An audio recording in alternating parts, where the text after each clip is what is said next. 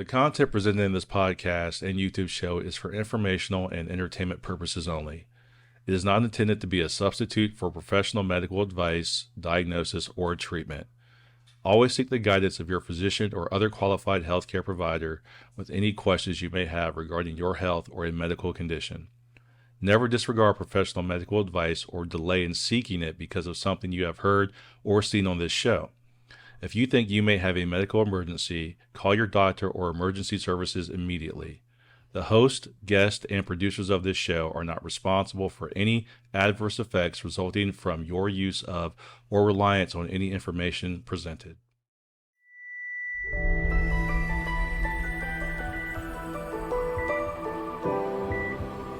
Andrea, can you hear us?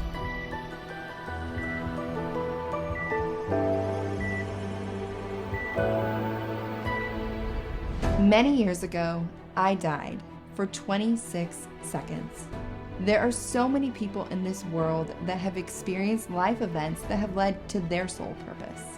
Wake Up Your Soul with Andrea will bring you these significant life events that demonstrate how to use those moments for guidance and life purpose.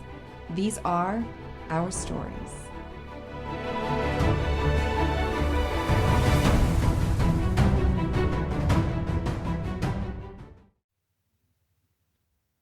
Hi, everyone, and welcome to Wake Up Your Soul with Andrea Lynn. Today's special guest is here to talk to us about how to have success. So let's welcome Matt Harris.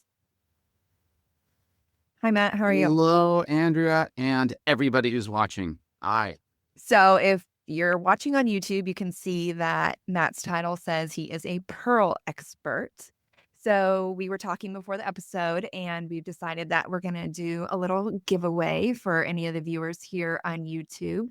It would help us with the giveaway if you could engage in the comments and let us know one thing that you've always wondered about Pearl. So we're going to start with a little bit of a backstory on Matt before we dive into his celebrity life of being a celebrity designer. This is one of my favorite stories. So let's go back and start this story with the time where Matt was working at Dillard's and he made a big pivot with a big leap of faith as well. Tell us about it. I told Andrea the story, I think, twice now, and I think that's why she's bringing it up.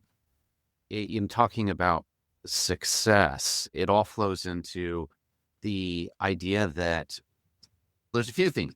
Don't take no for an answer necessarily. And number Yes. two, life is the way you perceive things. So it's not like what happens to you, it's how you deal with what happens to you. And I think the one you're talking about is when I was working at Dillard's Shoes, lady Shoe shoes, department. right, in Vegas on the Strip, the Fashion Show Mall. It's still there if you guys want to go. Yeah. And I was selling these expensive shoes to these ladies that were buying them all the time. And there's three ladies in particular, Betty, Susan, and Vicky, that used to always come into the store and buy these expensive shoes over and over again. So I remember asking Betty one day, I said, well, what is it that you do that you can afford to buy such expensive shoes all the time? She says, I work upstairs at the art gallery. And then I asked Vicky, same thing, upstairs at the art gallery. Betty, I work upstairs at the art gallery. So I thought, I need a job at the art gallery upstairs, right? I was 18 or 19. And so I walked up to the art gallery and I went inside, and there's a guy named Greg that happened to be standing there. And I said, can I talk to the manager? He was the manager. And I said, I'd like to work here at the art gallery. And he said, oh, okay. Do you have an art history degree? I'm like, nope. He says, well, do you have sales experience? I'm like, I sell lady shoes downstairs at Dillard's. He goes, all right, well, what other sales experience do you have? I'm like, dude, I'm like 18. I have a lot of sales experience. And he says, oh, I'm sorry, but we need somebody with experience that you're just not the right fit. Oh, he also said, do you know anything about the art? And he pointed around. I'm like, nothing. That one cool up there. I like that. So I went downstairs, and I tell the story a lot when I'm speaking because it is a great example of how I could have stopped. And most people would just perceive that event as, well, it didn't work for me. Or even if you look at the bright side, right, the silver lining, I could have said, it wasn't the right time, or there's a better opportunity that's going to come my way later. I could have made up all sorts of things, but I really wanted the job at the art gallery. And I realized that I'm just going to perceive this in a different way, that a no in this case is not yet, and that I just need to change my strategy. So instead of just working at the shoe store more, looking for another job, I went back up there. Must have been like the next day or two. And I found Greg and I said, "Hey, Greg, I have an idea. I have a vacation coming up at Dillard's in a few weeks. Why don't I take the week and I'll just work here for free? And if you like me at the end of it, then you can keep me. And if not, then no harm done. And we'll just see what happens." And he said yes. And that's what opened that door for me. Not only that, but it opened in my mind the idea that there can be any outcome that you want, and don't be satisfied with an outcome that you think was laid in front of you, when you can actually create your own events and your own outcome. And I've tried to take that through everything and applied it and have a lot of fun with it as much as I can. And sure enough, I got the job. I sold it was like $6,000 or $8,000 the first day, and maybe $5,000 the next day. I ended up keeping the job. They offered me the job at the end of the week, and I won the sales contest for the first month, beating all the old salespeople there and winning a trip to Paris. They happened to have a contest that much. So my first month, I got the job and I won a trip to Paris. It was amazing. And it started the rest of my career. It's interesting to think of what life would be like if that wouldn't have happened. Yeah. I mean, it's an amazing story. And I think it starts with curiosity, right? Like you saw these women buying expensive shoes and you thought, well, I want that. How do I get that? You were curious. And so you were able to get there by asking them how they got there in the first place. And so I think that's key for people, is to not be afraid as well, and be curious and ask people that are living the life that you want to live how they got there. People are often more willing to share than you think. Good point. Yeah, a lot of people want their success for others as well. And especially people that are really successful, they've worked really hard to get there. And sure, there's some that are going to gatekeep their secrets, but then there's other people that they can appreciate your tenacity in life and desire to get where they are. And they're like, I've been there. I get how hard it is. Let me help you, because I see that you're trying and you have the desire and you're asking and you're trying. And I think people often hold themselves back from reaching out to people that are super successful, thinking that they're not going to help. But I think a lot of people with success do want to help. We're all in this together and we want to share our secret. I think I probably spend half my time now trying to help other people. And then what happens, the universe kind of brings the help to you, and it all kind of works out. And, I didn't want to wear the shoes, of course, that they were wearing. Mind the income, but, Christian Louboutin wasn't around back then. There was brands like Bandolino. I don't know if anybody's watching this that knows Bandolino, but that was considered like early expensive shoe. Yeah. It was so much fun. I ended up rooming with Vicky, by the way, and it turns out her last name was Harris. And she had this house and she rented a room. And it was really funny because my dad would visit and he was convinced that we got married, and she took my name, and that I just didn't want anybody in the family to know about it. So it was wild. It just went on and on. I know you didn't want their shoes, but you wanted, you wanted the success that was putting those shoes on their feet. So, yeah. Right. Matt, remind me, was it the story with your dad where you went to that conference with your dad? You were what, like 13 or so? Yeah, I think it must have been 7th grade or so, around there. Because that was kind of the story I think you were sharing that kind of set the stage for all of that. Yeah, for you The mentally. Yeah, the mindset. Can you share that Every time story? I talk to Andrea, I realize that I've had conversations with her before, and she has a way of pulling it all out. I've told you everything. So yes, my dad worked for IBM. It was in Tucson, Arizona, and there was a Saturday, and we must have been talking about what everybody's doing for the day or the night before maybe. And he had this weekend sort of retreat thing that he was supposed to go to, but he didn't want to go. And he was telling me about it. And yes, believe it or not, like 7th or 8th grade, somewhere in there, I said, well, why don't I go for you? And he said, yes. So he and my mom drive me down to IBM, and they drop me off, and there's this like big conference room of people, and it's all like the IBM execs and whatnot. And there's me, and I sit down, and it was a fascinating day. Can I tell the story real quick? Absolutely. What happened there? So Yeah. I don't remember really anything except this one thing that influenced the rest of my life. And it was a guy that was giving this presentation, and he was a hypnotist. And he asked a man to volunteer from the audience, and the man came up, and the hypnotist said, hold on, let me look through my lucky. Here it is. I have my pearl mug. Cute. So imagine this on the desk, and the hypnotist went to the guy and hypnotized him. Well, first he said, sir, I'd like you to pick up that cup of coffee. So the guy lifted up the cup of coffee, put it back down. So then he hypnotized this guy, and he said, now that cup of coffee is 500 pounds. And the guy's like, okay. And he said, I would like you to lift that cup of coffee. And he said, well, I can't. It's 500 pounds. He said, I'd like you to just try. And so the guy puts his hand on there. He's like, I can't lift it. It's too heavy. He said, but I really want you just like with all your effort, try. And I remember seeing this guy pick it up with both hands, and his muscles and his arms were contracting. And he was like visibly like in pain trying to pick this thing up. And he couldn't pick the mug up off of the table. And they didn't need to go any further with me because I got it, what he was trying to say. And there's a saying that I say all the time that I realized it that day: argue for your limitations, and sure enough, they're yours.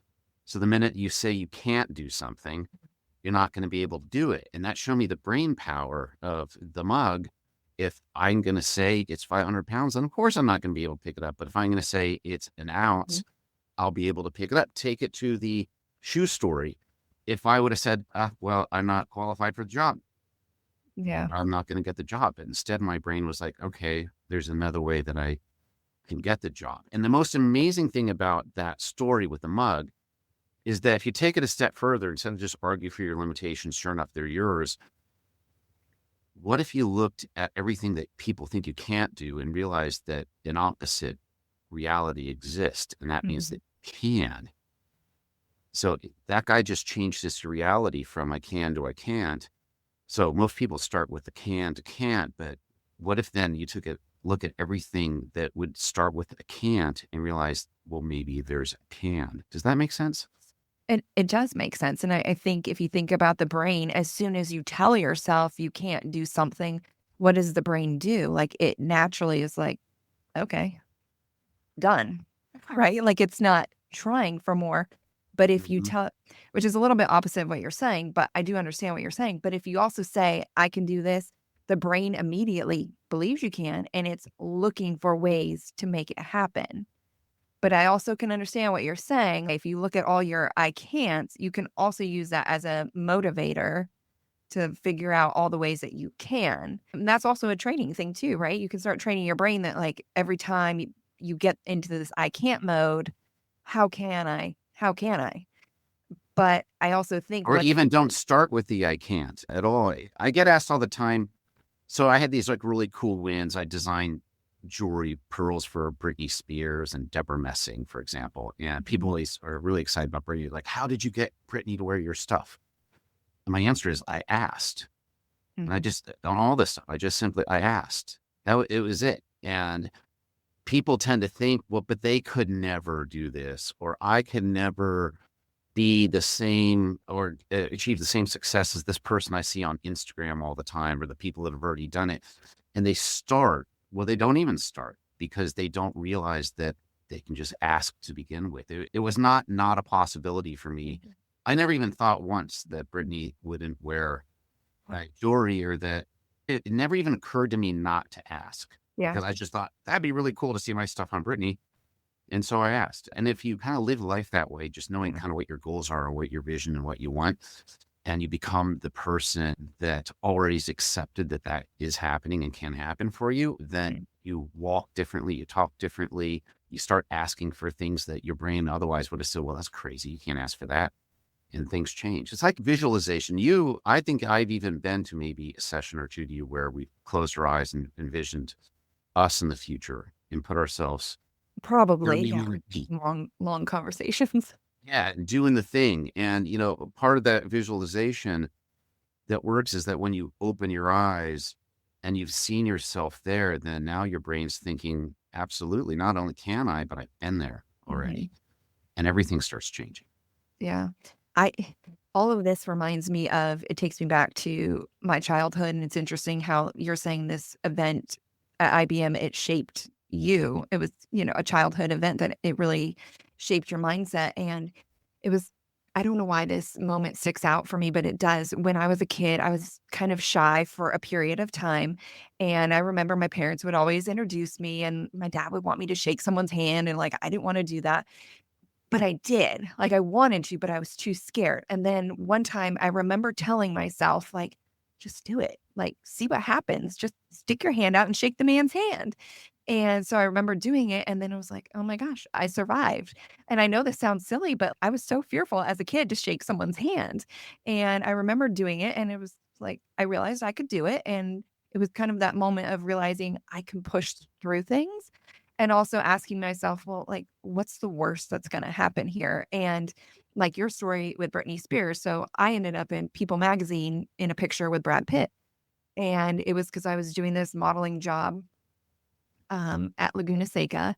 And I was with a few other models, and they really wanted a picture with Brad Pitt. I actually have never been somebody that's like, oh my God. To me, a Yeah, person, yeah. It's for a friend. celebrity, they're just a person, it's just their job, and I don't, like, die for a photograph. So anyways, these other girls really, really wanted it, and I'm like, "Well, you guys want a picture?" And they're like, "Yeah." I said, "Well, let's ask. I'll just ask."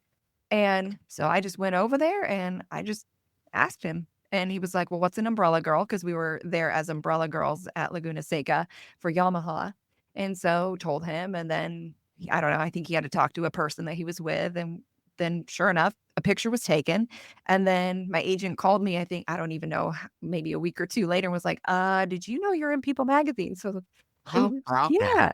So Okay, it was wait a minute though, you guys that are watching this or listening. I'm not the only one. What is an umbrella girl? what is an I mean, I umbrella? think yes, but what's an umbrella girl? Do you hold umbrellas over? Yes, you literally hold the umbrella over the guy on the motorcycle before they take off for their race. I didn't know there was such a thing, huh? Yeah. Huh. Uh, Well, I learned something. yeah, we were supposed to do it on roller skates, but that was Oh my not goodness. that was Not not just an ability I apparently. tried. Oh my gosh, there were other people, other famous people there too that we were hanging out with, and yeah, I was kind of mortified trying to skate in front of Matt LeBlanc from Friends, and I was just like, I can't do this. He was the Oh sweetest, my but gosh. I yeah. actually had a job once that you don't know this about me, that I was taking Courtney Cox from Friends around the country doing store openings, ribbon cuttings for Oh, Warner fun. Brothers stores. Yeah, so I got to know her a little bit from the That's Friends fun. back when Friends was a big thing. Yeah. Okay, guys that support me on this though, am I the only one that didn't know what an umbrella girl is? Not. So back me up, please, if you didn't know. So like make me feel better. Well, in all fairness, I didn't know either until I got assigned to the job. So, yeah. So, Matt, I would love it too if you could tell us about this is more recent, but I know in the past year you were on TV and you were selling pearls on a TV network. Mhm. How did you get that job? Because I want you to share with people just how you've had so many different successes. And I think it's just really cool because you've had to make pivots, right? It's if you would have just stayed at the art, you could have just stayed at the art gallery, right? But you've just continued to pivot and grow and grow. And for me, that's what this channel is about, is helping people realize that any dreams that they have are totally attainable and they don't have to just stay where they're at in their life. So if they're feeling like, okay, this just isn't quite what I wanted out of my life, all right, well, go get it. So, Yes. yeah. Yeah, that's right. So we're talking about the TV show. We'll wrap that up into other stuff. Of course, I'm a pearl guy, so I have a saying. It's on this poster behind me. The world is your oyster, of course, in my wine collection there. Yeah. So the world is your oyster. And that's what I learned through the IBM experience and through getting that job, with Greg at the art gallery, and on and on and on and on and over again. And I'll bet you all of you guys that are listening to this now can answer how I got the TV gig I asked. So I knew I wanted to be, without getting it too long a story, 2 years ago, I was not doing pearls. And it's always been a fire growing inside me. My passion of the last 20 years has been, I love pearls, but I never did it as work. So I made the decision. It was actually 2 years ago, 2 years and 5 days ago, to quit my job and go all in on being a pearl designer and a pearl expert, but I was completely unknown in the pearl world. And I closed my eyes and I saw myself out in the future as being a pearl expert and being recognized by my peers, being trusted by customers, and doing the thing.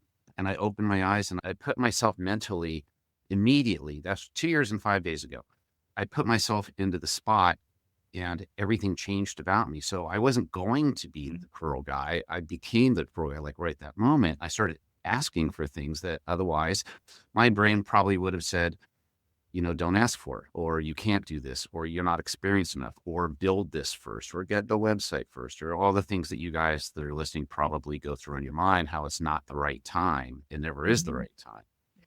So with the TV show in particular, I was at a networking group event here in Austin, Texas, and it was all jewelry related. And I was, again, designing pearl jewelry. It was the Women's Jewelry Association. And I met a girl there, and as I do with all the networking events, you see what people do. Hey, what do you do? What do you do? And she said that she is in charge of talent for a home shopping network called Shop LCTV. And it was in the next town over. So my brain immediately just thought this, hey, I'll tell you what, why don't I come on the network and sell pearls for you? I can be like your pearl expert host. And so she thought, she's like, that's actually a really good idea. And that's how it started. And we just followed up and it happened. Yeah, So, I actually I did watch when you were on, and oh, you did. It's great. I did. I actually really loved it because you weren't just selling the jewelry. You were sharing a story about pearls too. And I just thought it was really fun to learn about pearls as well. So I did tune in. But Matt, I'm curious, with all of these life moments where you've been able to make these pivots or just ask, did you also have a sense or knowing that this was just kind of where you were meant to be or what you were supposed to be doing with your life? Can you talk about your intuition playing into any of this, if it did? My first thought to that is that I don't think it did. Okay. So That's fair. I went from being a conductor at the University of Las Vegas, like right out of high school, to selling the lady shoes, like immediately, over to the art galleries. Then I went to Rodeo Drive to work in an art gallery there for a bit, to starting a software company, which I ran for quite a while, and to a wine distribution business. And I even bought some land. I was going to build a winery on in Napa Valley, but never really did that. That's actually a really bad financial decision. Yeah. So thank God I didn't actually do it.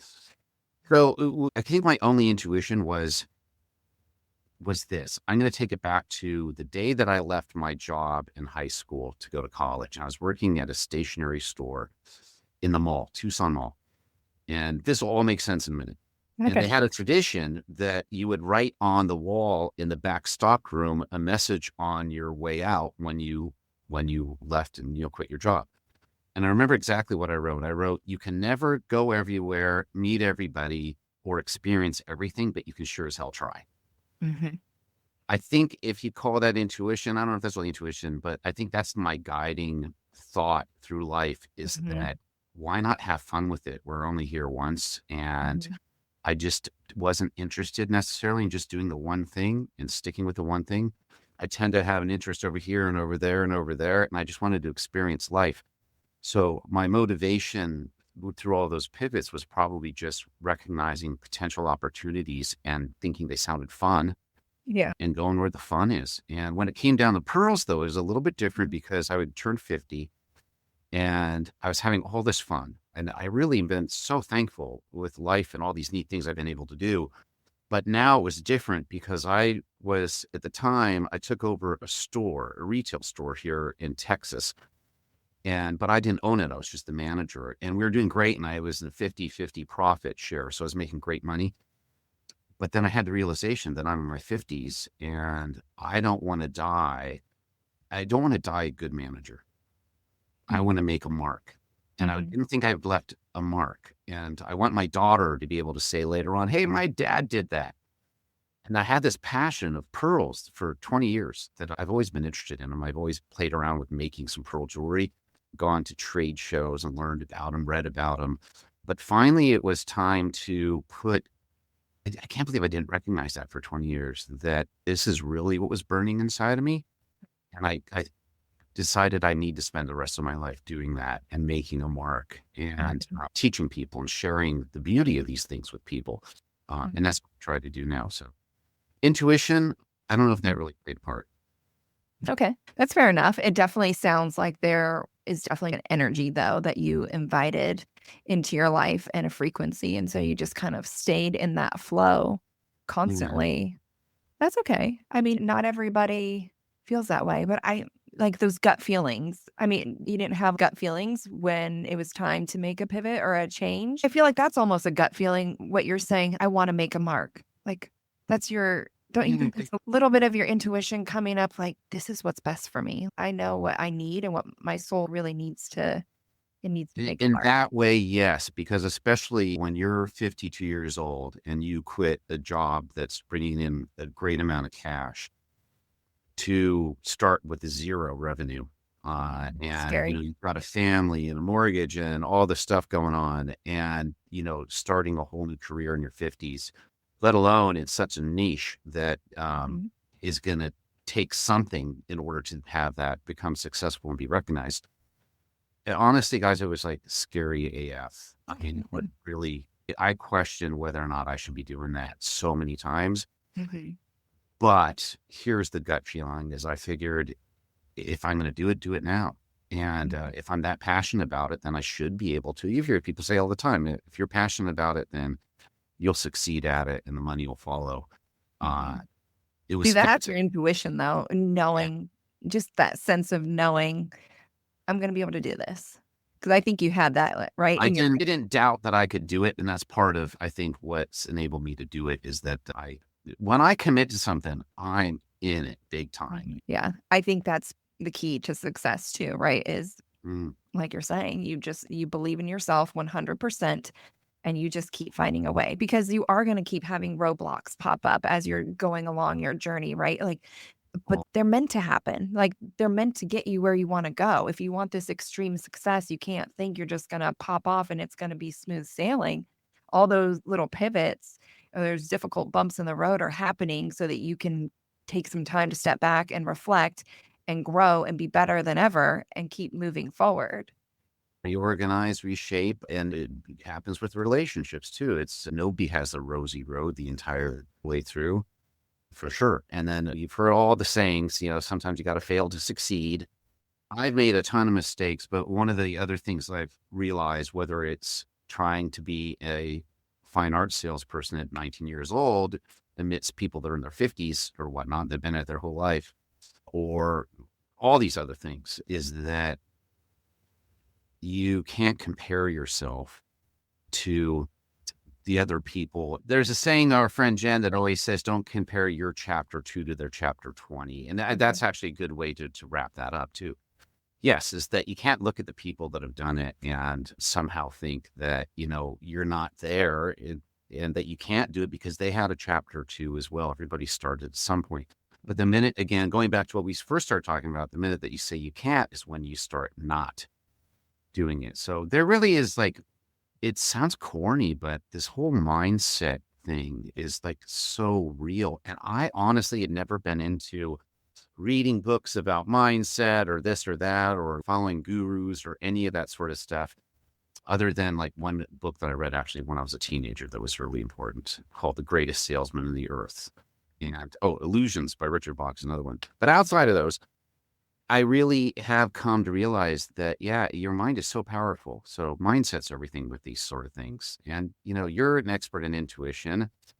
If you can control your mindset and the way you perceive events and then pull your intuition into it, you probably got a pretty winning formula. I do. You can all learn from that. And that's what I'm doing with the channel is I intuitively lean into these conversations and what I think the viewers need. But that is probably my strongest gift, though, is working with people and helping them believe in themselves, because I can very intuitively feel into how they're feeling and what's blocking them and what needs to happen for them to shift and move forward in their life. But I'm trying to do this on a larger scale by just bringing these stories to people and helping people feel inspired to step forward in their lives.